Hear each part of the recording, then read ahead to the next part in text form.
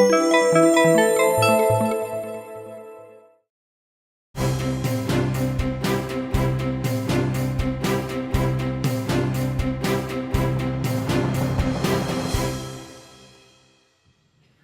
serving as your AACP president during the past year has been an amazing experience and truly been the pinnacle of my professional career.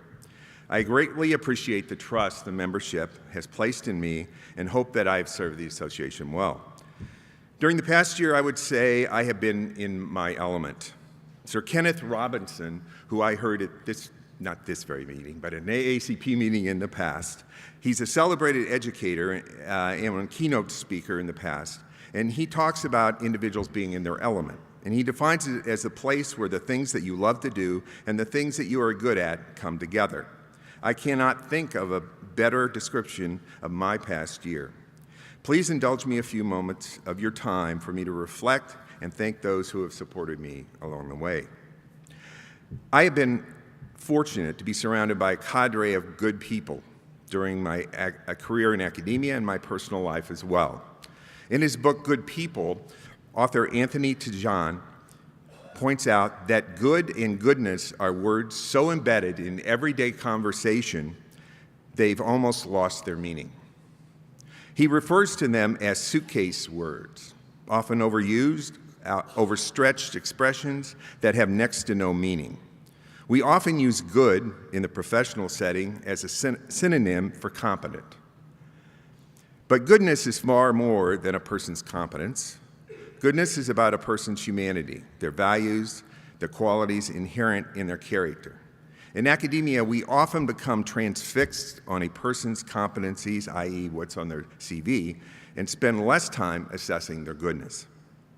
Most of the success that I've had in my personal and professional life and during my presidential year is the result of the influence and the support of many good people. I was extremely fortunate to be at Purdue University in the 1970s and being encouraged to pursue a career in academic pharmacy by three very good people, Bob Chalmers, Nick Popovich, and George Sprato. These outstanding visionary pharmacy educators left a very big imprint on pharmacy education and on me personally.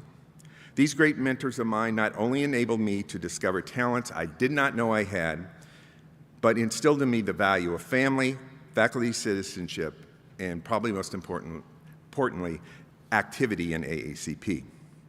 Most of all, they demonstrated to me, both as a student but also as a young colleague, the importance of getting to know and value students personally in order to help them connect and grow as individuals, leaders, and professionals.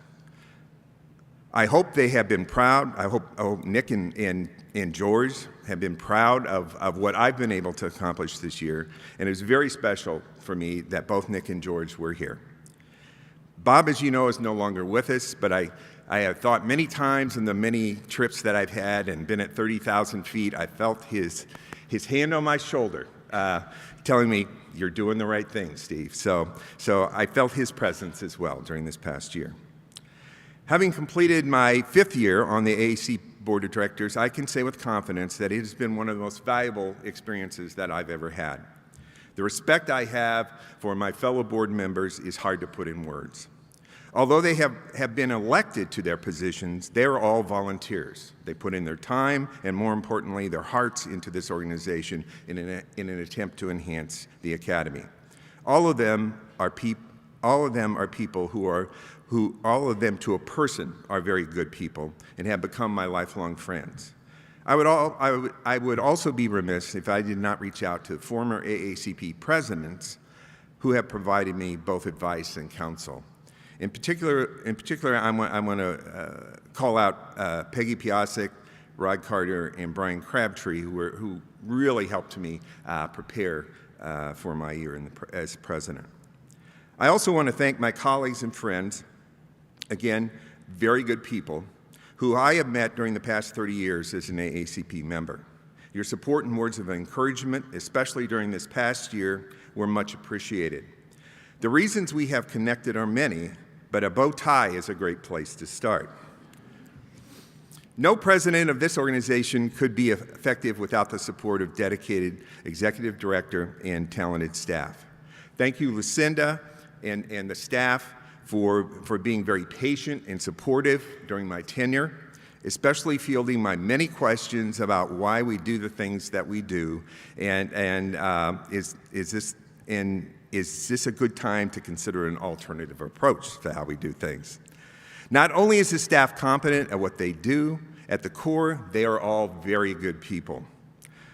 I want to single out a couple people who have helped me personally. One, Cindy Ziegler, who is kind of my primary liaison. She has helped me, always been there to answer my questions, get me documents, whatever I need. Stephanie Fouch for helping me fine-tune my communications, et cetera. And also Barbara Gustus, Barbara is the one that does almost everything with respect to these meetings, and she has a Herculean task to do on an annual basis. Closer to home, I have to thank my dean, Eric Barker, my department head, Alan Zellick, and my Purdue faculty colleagues for their complete support and patience with my many absences from campus during the past year.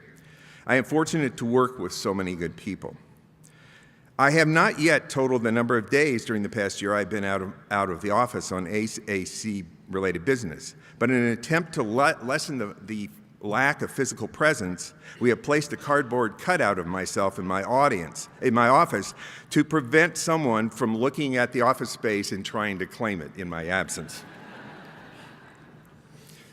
Last year, I asked the association and you, all of its members, to reflect on your own journey as pharmacy educators and ask yourself, why do you do what you do? To reconnect yourself to the success and well-being of your students and show them that you really care. In the early parts of our careers, most of us focus on our research as a researcher, clinician, or as a teacher. Only later do we evolve into what I refer to as educators. This typically takes some time to occur, and as Dr. Robert Smith describes, when we open ourselves up to our students, become a little bit more vulnerable, become teachable ourselves, and gain the students' trust and respect, that is truly when we become an educator. Tejan in his book describes good people that, in his book, Good People, that the most compassionate and human moments occur when people are willing to break down their character, i.e. teacher versus student, to focus on commonalities rather than differences. My life has been enriched by approximately 5,142 students I have taught and or mentored during the past 40 years. A fraction of that number, maybe only 10%, are students that I've really gotten to know well.